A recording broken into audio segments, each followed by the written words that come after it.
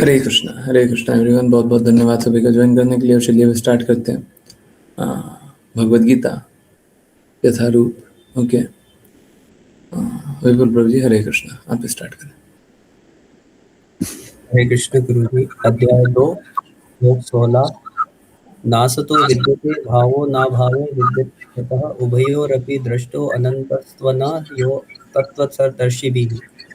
पर्यायवाची शब्द न अर्थात नहीं, असतः अर्थात अनित्य या भौतिक का, विद्यते अर्थात होता है, भाव अर्थात स्थायित्व, न अर्थात नहीं, अभाव अर्थात अभाव, विद्यते अर्थात होता है, सतः अर्थात नित्य अर्थात या आत्मा का, उभयोः अर्थात दोनों का, अपि अर्थात निश्चित रूप से, दृष्टः अर्थात देखा गया, अंतः अर्थात निष्कर्ष, तु अर्थात लेकिन, अनयोः अर्थात इन दोनों का, तत्व अर्थात सत्य को, दर्शी भी अर्थात जानने वालों द्वारा। अनुवाद।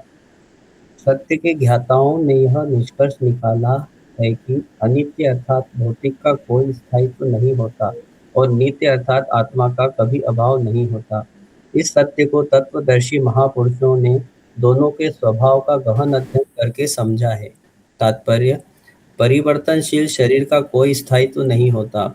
आधुनिक चिकित्सा विज्ञान स्वीकार करता है कि विभिन्न कोशिकाओं की क्रियाओं एवं प्रतिक्रियाओं द्वारा शरीर प्रति क्षण परिवर्तित होता रहता है। इस प्रकार शरीर में वृद्धि तथा जरा होती रहती है, किंतु आत्मा स्थिर रूप से विद्यमान रहता है, शरीर तथा मन के समस्त परिवर्तनों के बाद भी अपरिवर्तित। यही भौतिक तत्व तथा आत्मा का अंतर है। स्वभाव से शरीर सदैव परिवर्तनशील है और आत्मा नित्य। यह निष्कर्ष सत्य के सभी वर्गों के ज्ञाताओं, अद्वैतवादियों तथा द्वैतवादियों दोनों द्वारा स्थापित किया गया है। विष्णु पुराण में कहा गया है कि विष्णु तथा उनके धाम दोनों स्वयं प्रकाशित आध्यात्मिक अस्तित्व रखते हैं। सत तथा असत शब्द केवल आत्मा तथा भौतिक पदार्थ के लिए प्रयुक्त होते हैं। यही सभी सत्यदर्शियों का मत है। यह भगवान द्वारा उन जीवात्माओं को दिए गए उपदेश का प्रारंभ है जो अज्ञान के प्रभाव से मोहग्रस्त हैं। अज्ञान के निवारण में उपासक तथा उपास्य के मध्य शाश्वत संबंध की पुनः स्थापना तथा जीवात्मा तथा परमात्मा के अंतर को समझना सम्मिलित है। स्वयं के स्वरूप का गहन अध्ययन करके ही परमात्मा के स्वरूप को समझा जा सकता है। जहाँ स्वयं तथा परमात्मा के मध्य अंतर को अंश तथा पूर्ण के संबंध के रूप में समझा जाता है। वेदांत सूत्र तथा श्रीमद् भागवतम दोनों में परमात्मा को समस्त प्रकटनों का मूल स्रोत स्वीकार किया गया है। ऐसे प्रकटन उत्कृष्ट तथा अपकृष्ट प्रकृति के क्रमों द्वारा अनुभव किए जाते हैं। जीवात्माएं उत्कृष्ट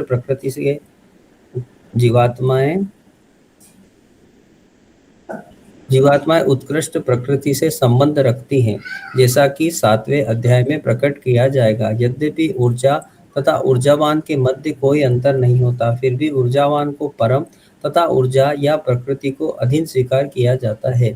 अतः जीवात्माएं सदैव पूर्ण पुरुषोत्तम भगवान कृष्ण के अधीन रहती हैं, जैसे स्वामी तथा सेवक अथवा शिक्षक और शिक्षार्थी का संबंध होता है। अज्ञान के अभाव में ऐसा स्पष्ट ज्ञान समझ पाना असंभव है और इस अज्ञान को दूर करने के लिए ही भगवान ने समस्त जीवात्माओं के कल्याण हेतु सर्वकाल के लिए भगवत गीता का उपदेश दिया है। हरे कृष्ण गुरु। हरे कृष्णा हरे कृष्णा। तो अज्ञान में भगवान की बातें समझ पाना संभव नहीं है। भगवान के प्रेम की बातें समझ पाना संभव नहीं है। परंतु जब कोई ज्ञान में स्थित होता है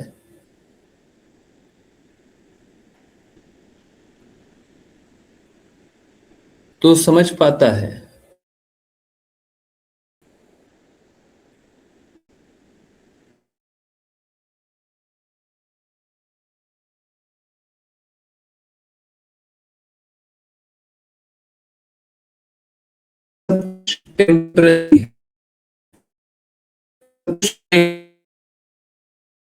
और आध्यात्मिक जगत का जो है वो अनित्य है, वो सदैव रहेगा।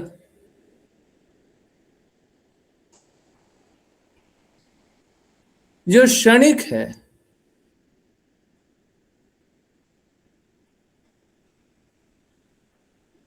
वो हमारे साथ टिक कैसे सकता है?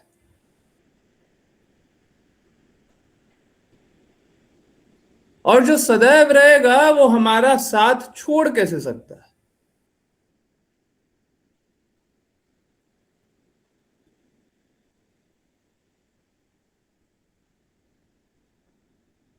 एक सत्य जानने वाला ये बात को जानता है। हम समझते हैं कि देखिए हमारा भगवान से संबंध जो है वो क्षणिक नहीं है, शाश्वत। वो शाश्वत है, हमेशा के।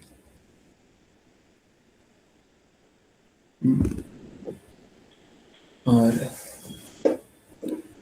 जब हमारा संबंध भगवान से शाश्वत है तो हमारा ये संबंध टूट कैसे सकता है? और हम साथ ही साथ ये भी जानते हैं हमारा इस भौतिक जगत में कुछ भी है, सब क्षणिक है। तो ये जो बात जानता होगा वो बोलेगा कि हमारा इस भौतिक जगत से संबंध जुड़ कैसे सकता है?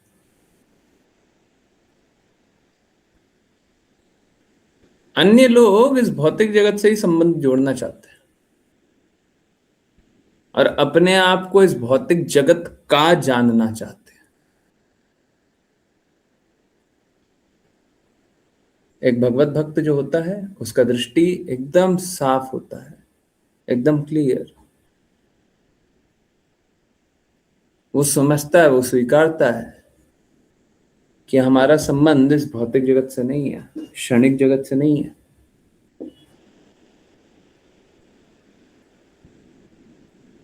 हमारा संबंध तो शाश्वत से है।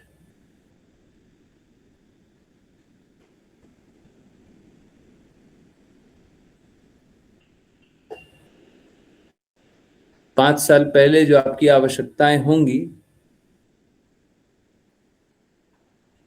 अगर आप भौतिक जीवन जीते रहे होंगे तो 5 साल बाद आवश्यकताएं बदल जाती। 5 साल पहले जिसका सम्मान करते होंगे, अगर भौतिक जीवन जीते रहे हैं तो 5 साल बाद उन व्यक्तियों का, उन चीजों का सम्मान नहीं करते।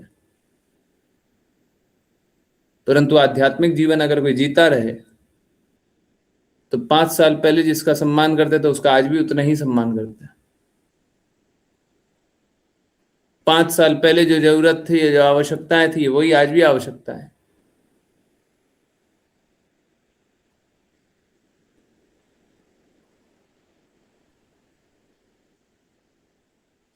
शाश्वत स्वरूप से हमारा कभी भी संबंध बदलता नहीं है।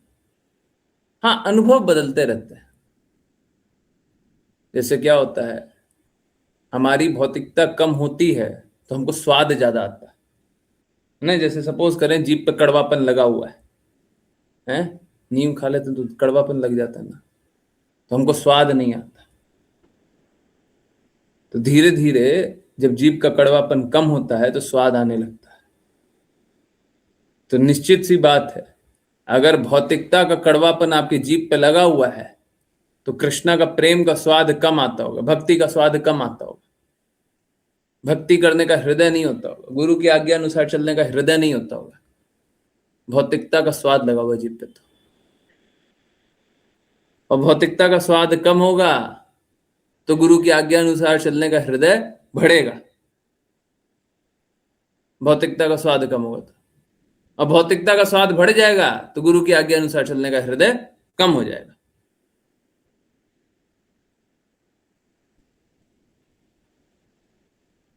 आध्यात्मिक जीवन के लिए प्रगति कम हो जाएगी अगर भौतिक स्वाद जीभ पर लगा हुआ है तो हम तो यही कहेंगे कि आप अपना भौतिक आकर्षण को त्यागिए, हैं, अपना वास्तविक स्वरूप स्वीकारिए। देखिए, अगर कोई अपने आप को झूठा झूठा मानने लग जाए, हैं, उससे किसी का हित नहीं होगा। तो अगर आप कल्पना करने लग जाएं, हैं, जैसे अगर कोई सपोज कीजिए कोई मदिरा पान किया हुआ रहता है ना, मदिरा पिया रहता है। देखिए मदिरा बार बार एग्जाम्पल क्यों देता है मदिरा का या ड्रग्स का, बार बार एग्जाम्पल क्यों लेता है? क्योंकि अगर आप देखिएगा ना तो ये जब अहंकार का नशा है ना, अहंकार का नशा, मैं मेरा, ये जो अहंकार का नशा है, ये जो शरीर का नशा है, ये मदिरा के नशे के समान ही है। ये ड्रग्स, जो ड्रग्स का नशा होता है उसके समान ही है। अब ड्रग्स का नशा दूसरे तरीके से काम करता है, इसका नशा दूसरे तरीके से काम करता है, पर है वही चीज। जब कोई नशे में होता है ना तो वो अपने आप को सही बताता है, सही जानता है ना, हम सही है। परंतु जब सत्य दिखेगा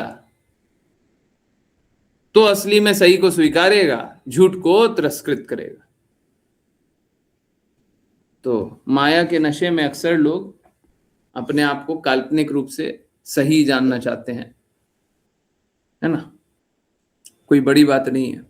इसीलिए अपने आप को आत्मा नहीं स्वीकार करके शरीर स्वीकारते हैं, क्योंकि माया के प्रभाव में।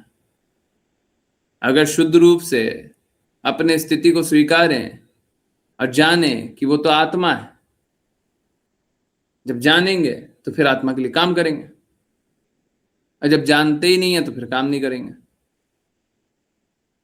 तो हम सभी शाश्वत रूप से आत्मा है। आत्मा का स्वरूप नहीं बदलता है, आत्मा की इच्छाएं नहीं बदलती है, आत्मा का लक्ष्य नहीं बदलता है, आत्मा जिस प्रकार से प्रेम अनुभव करता है वो नहीं बदलता है। तो हम सभी को अपने आप को इस परमानेंट, क्या बोलते हैं, इस शाश्वत स्वरूप को स्वीकारना चाहिए, जो कि हम आत्मा है। नहीं तो बाकी सब कुछ बदलते रहता है?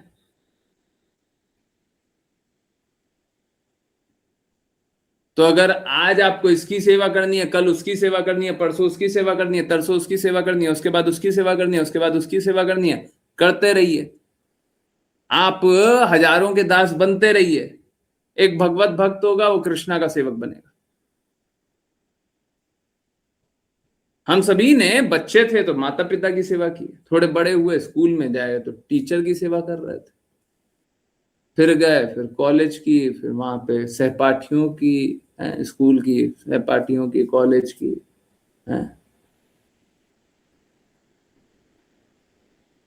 और कुछ नहीं होता तो सरकार की सेवा करते हैं टैक्स दे करके। और अगर थोड़े ज्यादा पापी हुए तो पाप कर लेते, एक्सप्लॉयटेशन करते हैं, फिर सभी का दुरुपयोग करते हैं। तो विभिन्न विभिन्न की इतनी सारों की सेवा क्यों कर रहे हैं?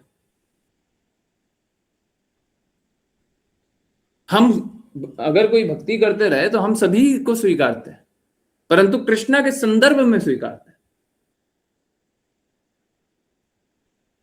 अभी आप लोग भी लैपटॉप और मोबाइल पे ही तो आप सुन रहे होंगे, तो लैपटॉप और मोबाइल को स्वीकारे होंगे तभी तो सुन रहे हैं ना।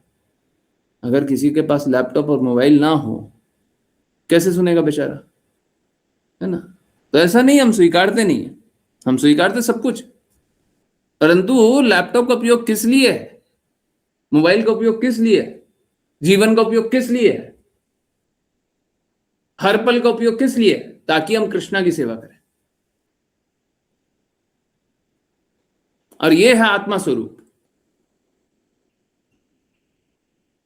जब कोई अपने आप को आत्मा जानेगा तब जाकर के इस प्रकार से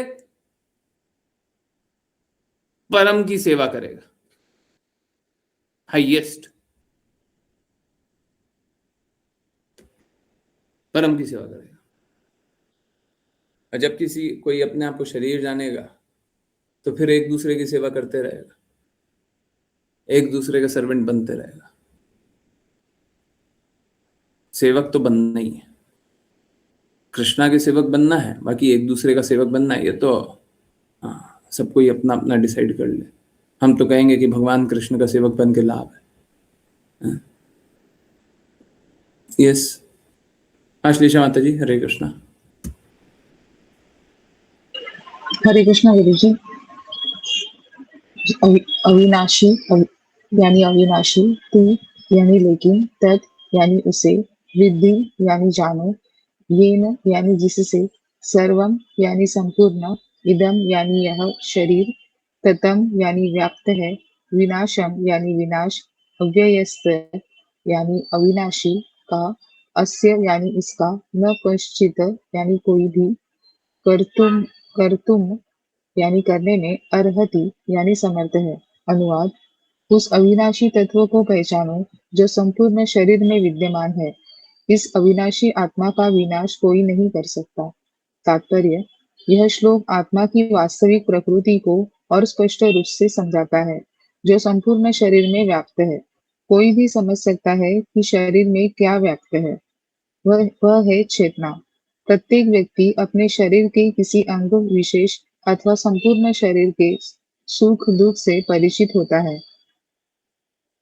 यह चेतना का विस्तार व्यक्ति के अपने शरीर तक ही सीमित है। एक शरीर के सुख दुख दूसरे के लिए अज्ञात होते हैं। अतः प्रत्येक शरीर किसी व्यक्तिगत आत्मा का प्रतीक है और आत्मा की उपस्थिति का लक्षण व्यक्तिगत चेतना के रूप में अनुभव किया जाता है। इस आत्मा का वर्णन बाल के अग्रभाग से 10,000वें भाग के बराबर किया गया है। श्वेताश्वर उपनिषद इसकी पुष्टि करता है। जब एक बाल के ऊपरी सिरे को 100 भागों में विभाजित किया जाता है और फिर प्रत्येक भाग को 100 भागों में विभाजित किया जाता है, तो ऐसा प्रत्येक भाग आत्मा के आयाम का माप होता है। श्वेताश्वर उपनिषद 5.9। इसी प्रकार भागवत में भी यही कथन है। आध्यात्मिक परमाणुओं के असंख्य कण हैं, जिन्हें बाल के अग्र भाग के 10,000वें भाग के बराबर मापा गया है। अतः आत्मा का व्यक्तिगत अंश भौतिक परमाणुओं से भी सूक्ष्म है और ऐसे अणु असंख्य है। यह अत्यंत सूक्ष्म आध्यात्मिक कण भौतिक शरीर का मूल तत्व है और इस आध्यात्मिक कण का प्रभाव संपूर्ण शरीर में उसी प्रकार व्याप्त होता है जिस प्रकार किसी औषधि का सक्रिय तत्व संपूर्ण शरीर में फैल जाता है। आत्मा की यह धारा संपूर्ण शरीर में चेतना के रूप में अनुभव की जाती है और यही आत्मा की उपस्थिति का प्रमाण है। कोई भी सामान्य व्यक्ति समझ सकता है कि चेतना विहीन भौतिक शरीर मृत शरीर है और इस चेतना को किसी भी भौतिक उपचार द्वारा शरीर में पुनर्जीवित नहीं किया जा सकता। अतः चेतना किसी भौतिक संयोजन का परिणाम नहीं, अपितु आत्मा का गुण है। मुंडक उपनिषद में आत्मा के परमाणु रूप की माप और स्पष्ट की गई है। हठयोग प्रणाली का उद्देश्य विभिन्न आसनों द्वारा आत्मा को घेरे हुए 5 प्रकार के वायुओं पर नियंत्रण करना है। किसी भौतिक लाभ के लिए नहीं, अपितु सूक्ष्म आत्मा को भौतिक वातावरण के जाल से मुक्त करने के लिए। इस प्रकार समस्त वैदिक साहित्य में आत्मा के परमाणु रूप को स्वीकार किया गया है और यह किसी भी विवेकी मनुष्य के व्यावहारिक अनुभव में भी स्पष्ट है। केवल मूर्ख व्यक्ति ही इस परमाणु आत्मा को सर्वव्यापी विष्णु तत्व मान सकता है। अणु आत्मा का प्रभाव किसी भी विशिष्ट शरीर में व्याप्त हो सकता है।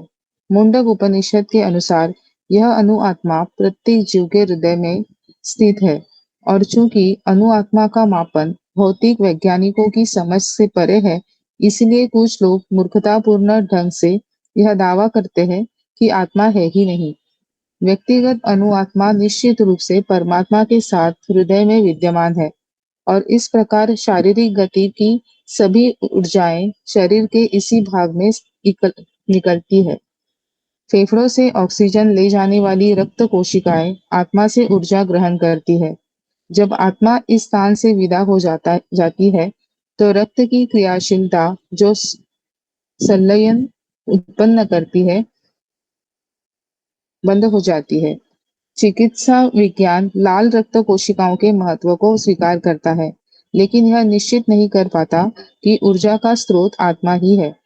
हालांकि चिकित्सा विज्ञान यह अवश्य स्वीकार करता है कि हृदय शरीर की सभी ऊर्जाओं का केंद्र है। आत्मा के ऐसे परमाणु कणों की तुलना सूर्य के प्रकाश के अणुओं से की जाती है। सूर्य के प्रकाश से असंख्य दीप्तमान अणु होते हैं। इसी प्रकार परमेश्वर के अंश परमेश्वर की किरणों की परमाणु चिंगारियां है, जिन्हें प्रभा या पराशक्ति कहा जाता है। न तो वैदिक ज्ञान और न ही आधुनिक विज्ञान शरीर में आत्मा के अस्तित्व को नकारता है, और आत्मा के विज्ञान का वर्णन भगवद गीता में स्वयं भगवान ने स्पष्ट रूप से किया है। हरे कृष्णा गुरु जी। हरे कृष्णा हरे कृष्णा। देखिए, दो बातें हैं।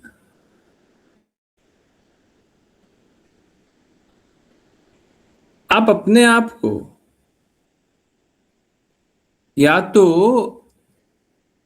शरीर जान सकते हैं या आत्मा। दोनों जानना संभव नहीं है। हम शरीर भी जानते हैं, आत्मा भी जानते हैं। हम भौतिक भी आध्यात्मिक भी हैं, दोनों नहीं है।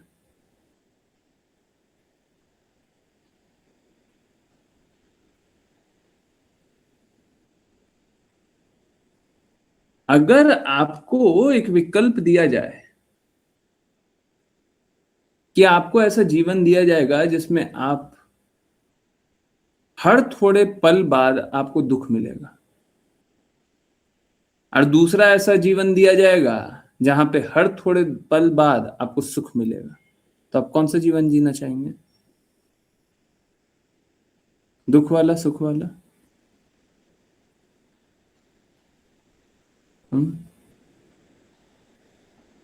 कौन सा जीवन जीना चाहेंगे? हर थोड़े पल बाद दुख मिलेगा, हर थोड़े पल बाद सुख मिलेगा। क्या चाहिए? तो जो लोग अपने आप को आत्मा स्वीकार कर लेंगे उनको हर पल बाद सुख मिलेगा, और जो लोग अपने आप को शरीर स्वीकारेंगे उनको दुख मिलेगा। शरीर और शरीर के संबंध में बस दुख मिलते हैं। हम लोग सुनते हैं ना, शारीरिक सुख। ये फ्रेज, ये दो शब्द का गठबंधन संभव नहीं है। शारीरिक सुख,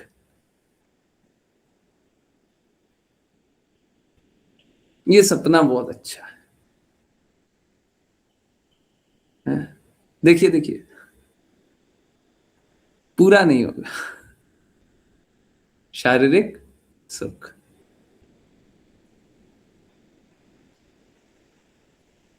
तो हमारे पास विकल्प है जी।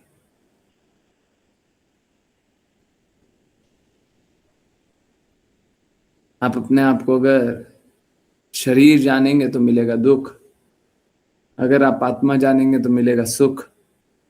अब ये आपका विकल्प है, आप क्या जानते हो? अब ये आपका विकल्प है, आप क्या चाहते हो? अब ये आपका विकल्प है, आप क्या करते हो? जब शरीर और शरीर के बंधन में सब कुछ जाने तो हमेशा दुख मिलेगा। हर एक संबंध में, सभी में दुख मिला है और वही मिलेगा भी। भगवान बता रहे हैं कि तुम आत्मा हो, आत्मा के रूप में जानो। परंतु इस जगत में बहुत सारे ज्ञानी हैं जो अपने ज्ञान के रूप में चीजों को समझना चाहते हैं। पहला तो ये गड़बड़ है। मालूम है, आप जब बच्चे थे ना तो आपको ए बताया गया और बोला गया इसको ए बोलते हैं। आप सोच के देखिए, ए लेटर लिखा हुआ, इसको के क्यों नहीं बोलते हैं? आपको बताया गया वन को वन बोलते हैं, वन है ना, एक नंबर लिखा हुआ है। मैं चैट में लिखूं? ओके। इसको वन बोलते हैं, इसको 5 क्यों नहीं बोलते? क्यों नहीं बोलते? मालूम है, आपको सब चीज बताई गई है। हाँ, exactly, because we are told so. आपको सब चीज बताई गई है। It's not your knowledge, it's not your intelligence. ये आपका नॉलेज या ज्ञान नहीं है, ये इंटेलिजेंस नहीं है। आप लोगों, कुछ लोगों को इस जन्म में, कुछ लोगों को पिछले जन्म में आप लोगों को बताया गया है, उसलिए आप जानते हो। ये जो हम लोग कल्पना करते हैं ना कि स्वयं स्वयं सिद्ध हो गए, खुद से ही इंटेलिजेंस आ गया है। एक मेंटल स्पेकुलेशन पंथ चलता है वहां पे, क्या वही आ गया, वही।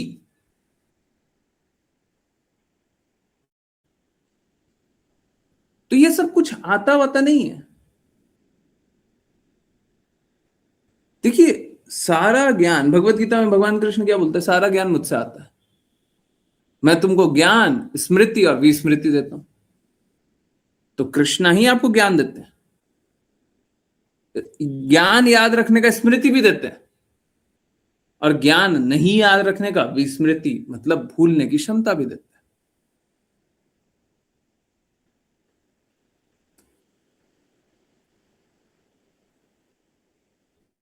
असली समझदारी, द रियल इंटेलिजेंस, असली समझदारी इसमें है कि हम स्वीकारें that we are limited by our senses. इस जगत में हम लोगों को समझाया जाता है कि अनलिमिटेड जियो, है ना, अपना जीवन अनलिमिटेड, असीमित।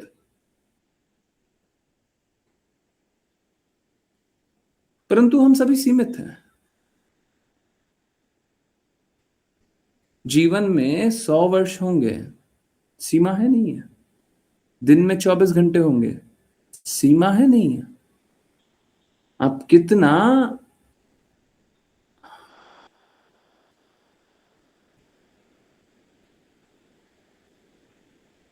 खा सकते हैं, दौड़ सकते हैं, कुछ भी कर सकते हैं, सबका सीमा है, सबका सीमा है, हर एक चीज का सीमा है।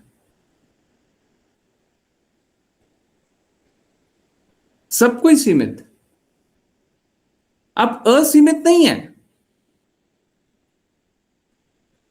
आप नियंत्रित हैं।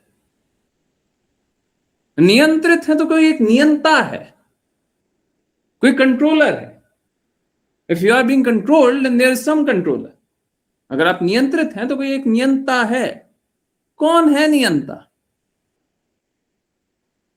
और जो नियंता है उसके अनुरूप अगर चलेंगे तो फिर कष्ट किस बात का, और नियंता है उसके अनुरूप नहीं चलेंगे तो आनंद किस बात का। नियंता बता रहा है क्या करना है, परंतु हम कर नहीं रहे, तो फिर क्या मिलेगा?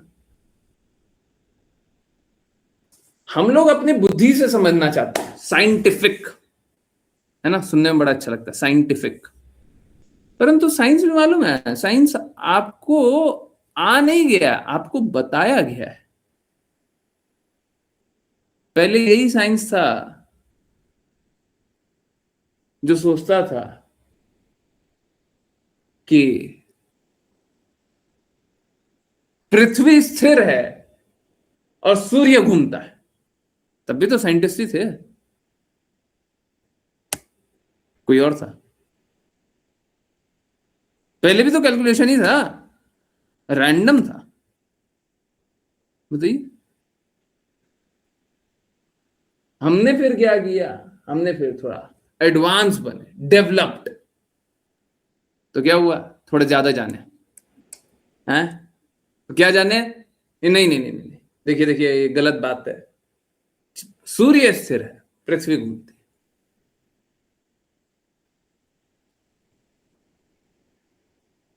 हमारी सभी की समझदारी सीमित है, असीमित समझदारी नहीं है। भगवान की समझदारी असीमित है। असली हमारी समझदारी ये होगी कि हम भगवान की समझदारी के अनुसार चलें, भगवान के शुद्ध भक्त की समझदारी के अनुसार चले। अपनी समझदारी के अनुसार चलेंगे तो सीमित समझदारी है, फंसेगा ही फंसिएगा। इसीलिए हम लोग देखते हैं इस भौतिक जगत में सब अपनी समझदारी से अपने आप को शरीर मान करके शरीर के संबंध में कार्य करते रहते हैं और सबको ही संघर्ष करते रहते हैं। कोई भी एक व्यक्ति बताइए जो शरीर को अपने आप को शरीर जानता और खुश हो। कोई आज दुखी होता है, कोई कल दुखी होता है, कोई परसों दुखी होता है। खुश होने का नौटंकी बहुत कर लेते हैं, दिखावा बहुत करते हैं। जोर से स्माइल करेंगे ना, देखो कितना खुश है, हैं? पीछे उसको कोई चाकू मार रहा है, वो स्माइल कर रहा है, ये चाकू मार, हाँ हाँ, स्माइल कर रहा है। लोग झूठा दिखावा बहुत करता है, परंतु है तो सब दुखी, दुखालय। इस जगत का यही गुण है। तो कोई अगर दुख मिलता है तो हमको आश्चर्य नहीं होना चाहिए कि दुख मिल गया, मिलेगा ही, मिलेगा ही। जहां पे भगवान की बातों का पालन नहीं होता वहां पे दुख नहीं मिलेगा तो सुख मिलेगा। जहां पे शुद्ध भक्तों के अनुसार कार्य नहीं होता वहां पे सुख मिलेगा। यही बात, यही बात दुखालय। तो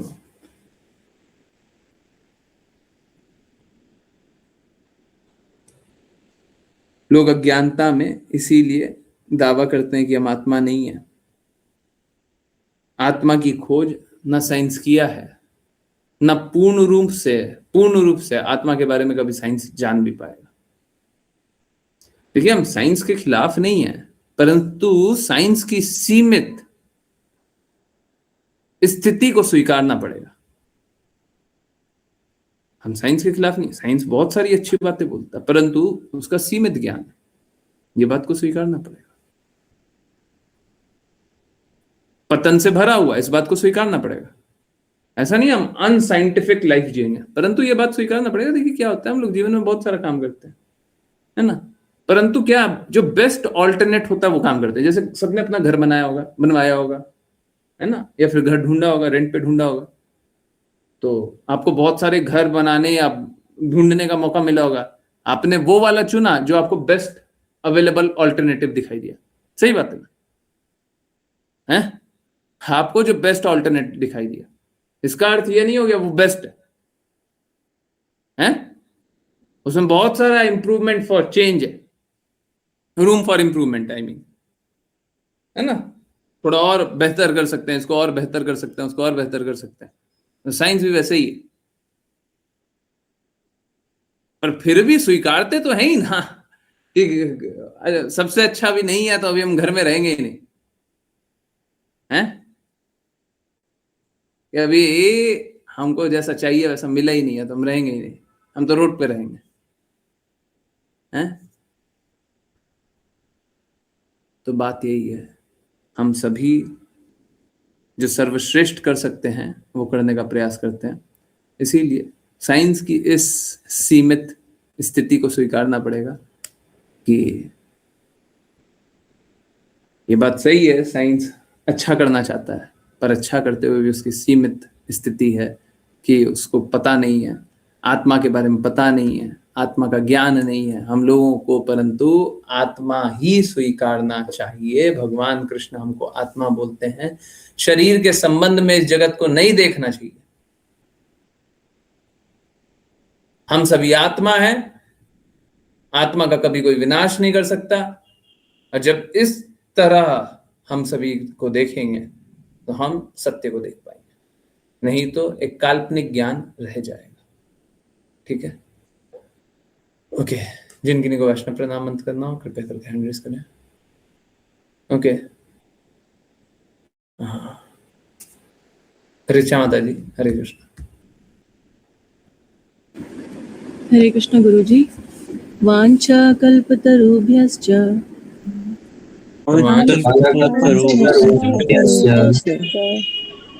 कृपा सिन्धुभ्य एव च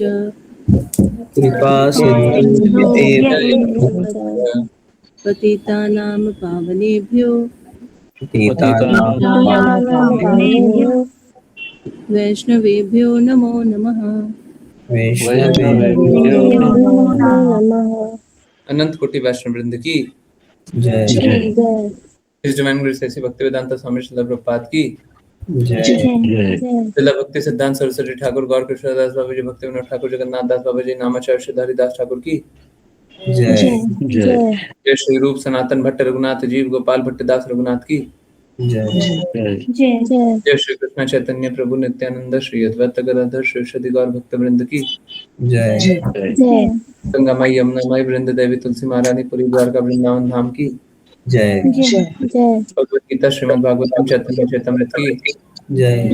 सभी भक्तों की जय जय जय हरे कृष्ण हरे हरे कृष्ण हरे कृष्ण हरे कृष्ण हरे हरे हरे राम हरे राम राम राम हरे हरे हरे कृष्ण हरे कृष्ण कृष्ण कृष्ण हरे हरे हरे राम हरे राम राम राम हरे हरे हरे कृष्ण हरे कृष्ण कृष्ण कृष्ण हरे हरे हरे राम हरे राम राम हरे राम राम राम हरे हरे हरे कृष्ण गुरु जी हरे कृष्ण गुरु जी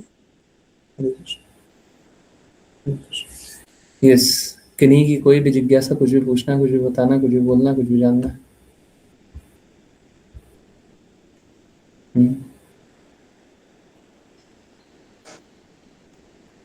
यस गिरधारी प्रभु जी कुछ पूछना? ओके चलिए कंटिन्यू करते हैं।